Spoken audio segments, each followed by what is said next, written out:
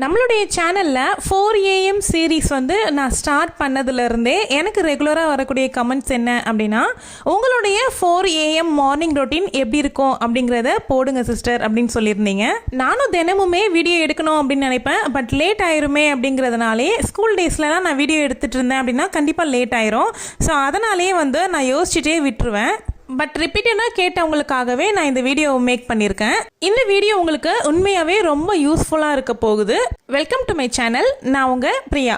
என் சேனலை சப்ஸ்கிரைப் பண்ணி தொடர்ந்து ஆதரவு கொடுத்துட்ருக்கேன். உங்கள் எல்லாருக்குமே ரொம்ப நன்றி. இனிமேல் சப்ஸ்கிரைப் பண்ண போகிறவங்களுக்கும் ரொம்ப ரொம்ப நன்றி. நீங்களே பார்த்துட்ருக்கீங்க, இந்த மார்னிங்கில் யாருடைய டிஸ்டர்பன்ஸும் இல்லாமல் என்னுடைய வேலையை நான் செய்யறதுக்கு ரொம்ப ரொம்ப உகந்த டைமுன்னு தான் சொல்லுவேன்.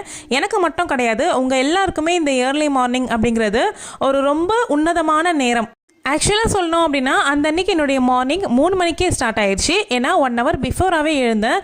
பிகாஸ் உங்களுக்காக வீடியோ கவர் பண்ணணும்ல, அதனால தான் வீடியோ எடுத்துக்கிட்டே நான் செய்யும்போது கொஞ்சம் வேலைகள் லேட் ஆகும். அதனால் எனக்கு லேட் ஆகக்கூடாது அப்படிங்கிறதுனால நான் 1 hour பிஃபோராக எழுந்து நான் கேப்சர் பண்ணிகிட்டு இருக்கேன்.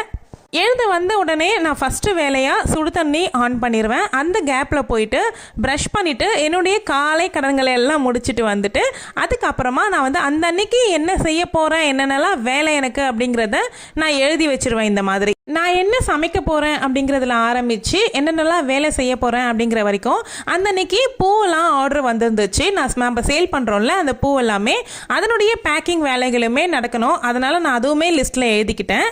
மோஸ்ட்லி நான் வந்து முன்னாடி நாளே எழுதி வச்சுருவேன். ஸோ உங்களுக்கு காமிக்கணும் அப்படிங்கிறதுனால அந்த அன்னைக்கு காலையில் எழுதியிருக்கேன். நான் அன்றைக்கி வீடியோ ஷூட் பண்ணுறது வந்து 4 AMலேருந்து 7 o'clock வரைக்கும் ஷூட் பண்ணியிருந்தேன். அந்த வீடியோவை நான் 2ஆக உங்களுக்கு பிரித்து கொடுக்க போகிறேன். குளிச்சுட்டு வந்த உடனே அப்புறமா ரெடி ஆகிக்கலாம் அப்படின்னு அந்த வேலையை மட்டும் ஸ்கிப் பண்ணவே மாட்டேன். எவ்வளோ டைம் ஆகிட்டாலும் கூட நான் அழகாக என்னை ரெடி பண்ணிக்கிட்டு தான் நான் வெளியவே வருவேன் சாமி கும்பிட்றதுக்காக. இப்படி நம்ம பால் மறாமல் ரெடி ஆகிறது மூலயமா நம்ம அழகாக இருக்க மாதிரி நம்ம உணர்வோம். நமக்கு நம்ம அழகாக இருந்தால் போதும், நம்ம குடும்பத்தாருக்கு நம்ம அழகாக தெரிஞ்சால் போதும். அதுக்காக வேண்டி கொஞ்சம் சிம்பிளான ரெடி தான். எப்போவுமே நான் இப்படி தான் ரெடி ஆகுவேன். ஃபேர் அண்ட் லவ்லி போட்டு கோகுல் சென்டல் பவுடர் போட்டுட்டு பொட்டு வச்சுட்டு அப்புறம் பச்சை குங்குமமும் வச்சுக்குவேன். அவ்வளோதான், என்னுடைய வேலை முடிஞ்சிடும். அதுக்கப்புறமா இந்த மாதிரி ரெடி ஆகிட்டோம் அப்படின்னும்பொழுது நமக்கு நம்மளை பார்க்கும்போது ரொம்ப பாசிட்டிவாக அந்த டேவே நல்லா அழகாக இருக்க மாதிரி ஸ்டார்ட் ஆயிரும். அதே மாதிரி நம்ம ஃபேமிலி மெம்பர்ஸை நம்ம தான் எழுப்பி விடுவோம், கரெக்டாக? அப்போது அவங்க முழிச்ச உடனே நம்ம அழகாக இந்த மாதிரி ரெடியாக இருக்கிறத பார்க்கும்போது அவங்களுக்குமே ஒரு பாசிட்டிவாக இருக்கும். டே வீட்டில் தானே இருக்க போகிறோம், நம்ம அப்புறமா ரெடி ஆகிக்கலாம் அப்படின்னு நினச்சோன்னு வச்சுக்கோங்க. அதுக்கப்புறமா நிச்சயமாக நாள் ஃபுல்லாக ஆனாலும் ஒரு பவுடரோ இல்லை க்ரீமோ கூட நம்ம போடவே மாட்டோம். அப்படியே அந்த நாளை ஓட்டிடுவோம் அந்த கொண்டையோடவே.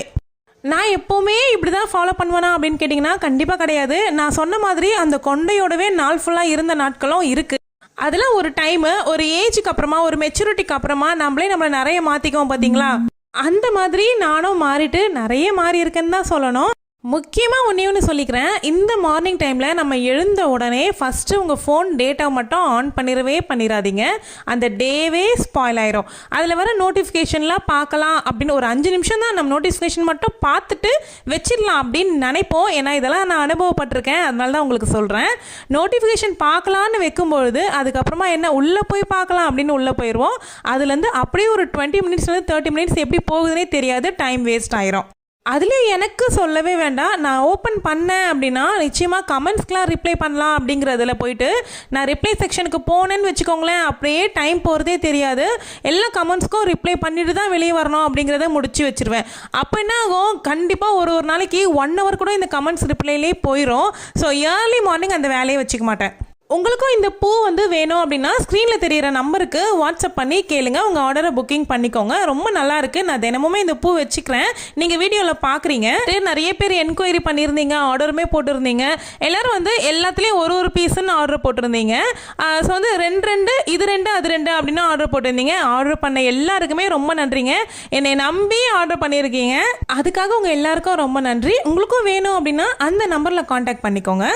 இந்த மாதிரி எல்லாத்தையும் மேனேஜ் பண்ணணும். நமக்கு டைம் எல்லாருக்கும் 24 மணி நேரம் தாங்க இருக்குது. நம்ம அதை எப்படி கையாளுறோம் அப்படிங்கிறத பொறுத்து தான் நமக்கு வந்து எவ்வளோ டைம் நம்ம சேவ் பண்ணுறோம், எவ்வளோ டைம் நம்ம யூஸ்ஃபுல்லாக பயன்படுத்துகிறோம் அப்படிங்கிறதெல்லாம் நமக்கு தெரிய வரும். என்னாலேயே பண்ண முடியுது அப்படின்னா உங்களால் நிச்சயமாக பண்ண முடியும். ஏன்னா எனக்கெல்லாம் பார்த்தீங்கன்னா வீடியோ எடுக்கணும், வீடியோக்கு வாய்ஸ் கொடுக்கணும், அதுக்கு வந்து உங்களுடைய கமெண்ட்ஸ் எல்லாருக்குமே ஒவ்வொருத்தரையுமே நான் வந்து ரெஸ்பெக்ட் பண்ணுறேன். ஸோ உங்கள் எல்லாருக்குமே நான் வந்து ரிப்ளை பண்ணணும். அதுக்கு நடுவில் என்னுடைய பிஸ்னஸையும் நான் பார்க்கணும், குழந்தைங்களை பார்க்கணும், வீட்டை பார்க்கணும் அப்படின்னும்பொழுது எனக்கெல்லாம் எவ்வளோ டைம் வந்து நான் மேனேஜ் பண்ணணும் அப்படின்னு பாருங்கள். டைம் மேனேஜ்மெண்ட் பற்றி வேணும் அப்படின்னா சொல்லுங்கள். நான் அடுத்தடுத்த வீடியோவில் டைம் மேனேஜ்மெண்ட் டிப்ஸ்மே போடுறேன். அடுத்தடுத்து என்னென்ன வீடியோ போட போகிறேன் அப்படிங்கிறத மைல்டாக ஒரு சின்ன லிஸ்ட்டாக சொல்லிட்டோம். இன்னைக்கு இந்த ரொட்டீன் வீடியோ வந்து பார்த்தீங்களா, இதனுடைய கண்டினியூஷனாக நாளைக்கு வந்து அந்த வீடியோ கண்டினியூ ஆகும். அதில் ஒரு சில யூஸ்ஃபுல்லான பாயிண்ட்ஸுமே சொல்கிறேன். நெக்ஸ்ட் வீக் வர்ற வீடியோவில் வந்து டு டூ லிஸ்ட், இப்போ நான் எழுதினேன் பார்த்தீங்களா, அந்த மாதிரி டு டூ லிஸ்ட் வந்து எந்த மாதிரி நமக்கு ஏற்ற மாதிரி நம்ம கிரியேட் பண்ணி அந்த வேலைகளை நம்ம எப்படி அந்த நாளுக்குள்ளே கரெக்டாக முடிக்க முடியும் அப்படிங்கிறத ஒரு வீடியோ போடுறேன். இது நிச்சயமாக உமா சிஸ்டருக்காகவே தான்.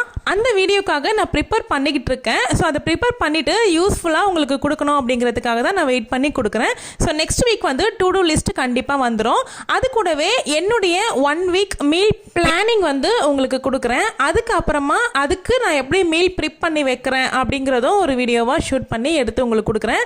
பட் நம்மளுடைய சேனலில் வாரத்துக்கு 2 லாங் வீடியோ தான் போடுறேன் அப்படிங்கிறதுனால ஸோ இதெல்லாமே அப்கமிங்கில் ஆர்டர் மாறி வேணால் வரலாம். ஆனால் கண்டிப்பாக இது எல்லா வீடியோஸுமே உங்களுக்கு கொடுக்க தான் போகிறேன். சேனலை நீங்கள் சப்ஸ்கிரைப் பண்ணல அப்படின்னா இப்போவே சேனலை சப்ஸ்கிரைப் பண்ணி வச்சுக்கோங்க. அடுத்தடுத்து உங்களுக்கு யூஸ்ஃபுல்லான ஸ்கிரிப்ட் தான் வரப்போகுது.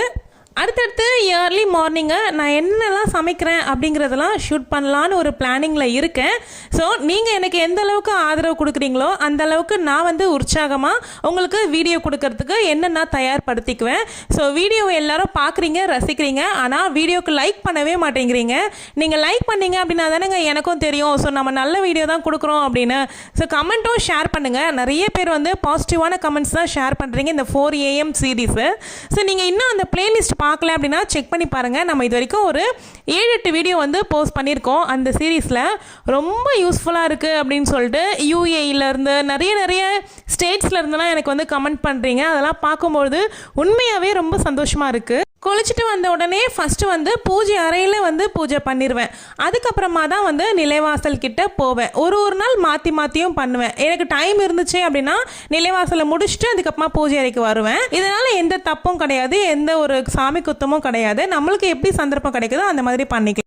சுவாமியெல்லாம் கும்பிட்டு முடிச்சதும் நேராக கிச்சனுக்கு வருவேனா அப்படின்னு கேட்டிங்கன்னா கண்டிப்பாக கிடையாது. இப்போ உங்களுக்கு வீடியோ கண்டினியூ பண்ணணும் அப்படிங்கிறதுக்காக கிச்சன்லேருந்து எடுத்திருக்கேன்.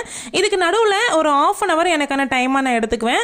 ஸோ அந்த 1/2 hourல எனக்கு வந்து சோஷியல் மீடியாவை ஸ்க்ரால் பண்ணுவேன். ஸோ உங்களுக்கு கமெண்ட்ஸ்க்கெலாம் ரிப்ளை பண்ணுறது மோஸ்ட்லி இயர்லி மார்னிங் தான் ரிப்ளை பண்ணுவேன். அதுக்குள்ளே ஹஸ்பண்ட்மே ஏஞ்சிருவாங்க. ஸோ மார்னிங் ஒரு 1/2 hourலேருந்து 45 minutes ஆகுது நாங்கள் 2 பேர் பேசுறதுக்கான டைமாக வச்சுக்குவேன். அவங்க ஆஃபீஸில் என்னெல்லாம் நடந்துச்சு அதை பற்றிலாம் என்கிட்ட கொஞ்சம் ஷேர் பண்ணுவாங்க. அப்புறம் நான் ஏதாவது விஷயங்கள் ஷேர் பண்ணணும் அப்படின்னா நான் ஷேர் பண்ணுவேன். கிச்சனுக்குள்ளே நுழைஞ்ச உடனே ஃபஸ்ட்டு வேலையாக முந்தின நாள் கழுவி வச்ச சாமான்கள் எல்லாமே காஞ்சி நல்லாயிருக்கும்.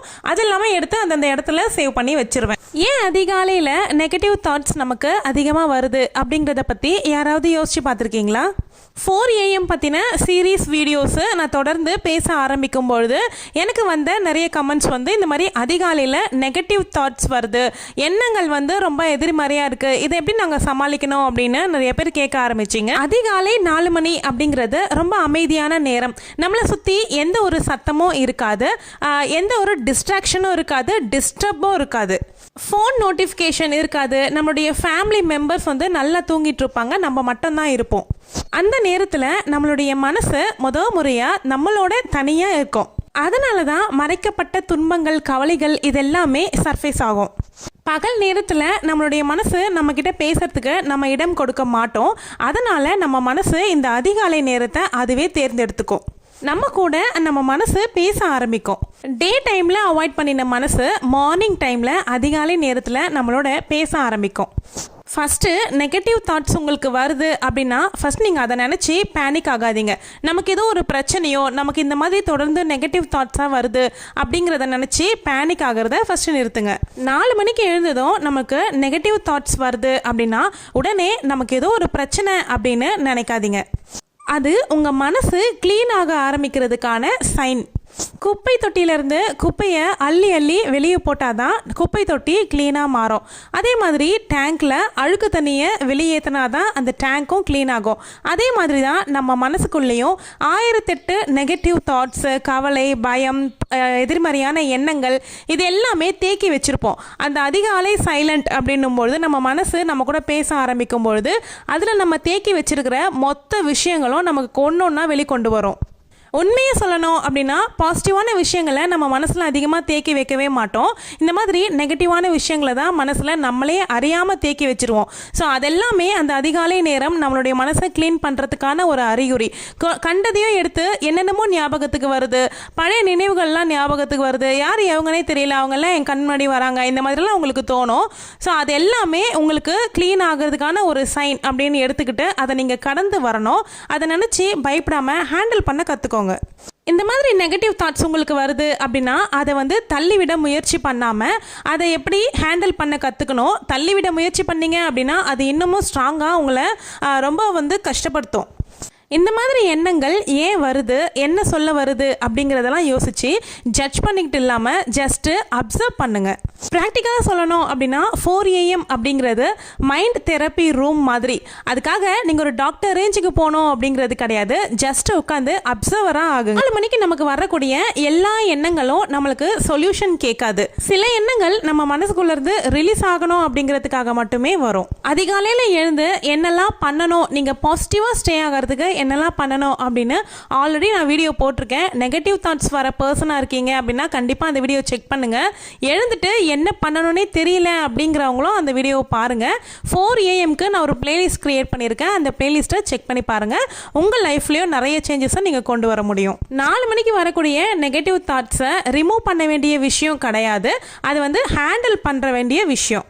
நம்மளுடைய மைண்டை நம்ம டைரெக்டாக கண்ட்ரோல் பண்ண முடியாது. நம்மளுடைய மைண்டை நம்ம கொடுக்குற சைன் மூலியமாக, அதாவது ரியாக்ஷன்ஸ் மூலமா கண்ட்ரோல் பண்ண முடியும். எதிர்மறை எண்ணங்கள் வர்றதுனால நம்ம கேரக்டரை இப்படி தானோ அப்படின்லாம் நீங்கள் யோசிக்க தேவையில்லை. சில நேரம் பயத்திலிருந்து எதிர்மறை எண்ணங்கள் வரும், சில நேரம் பழைய நினைவுகள்லேருந்து வரும். அதிகாலையில் எழுந்து பிரம்ம முகூர்த்த பூஜை மட்டும் பண்ண ஆரம்பிச்சிட்டிங்க அப்படின்னா உங்களால் பண்ணாமல் இருக்க முடியாது. அந்த அளவுக்கு நீங்கள் அந்த பூஜைக்கு அடிக்ட் ஆயிடுவீங்க. ஏன்னா அவ்வளோ உங்களுக்கு மைண்ட் ரிலீஃபாக இருக்கும். இப்போ நானுமே அதான் பண்ணிக்கிட்டு இருக்கேன். முருகனையோ இல்லை உங்களுக்கு எந்த தெய்வத்தை பிடிக்குமோ அந்த தெய்வத்தை அந்த அதிகாலையில் வணங்கணும் அப்படிங்கிறதுக்காக நீங்கள் எழுந்து பாருங்க.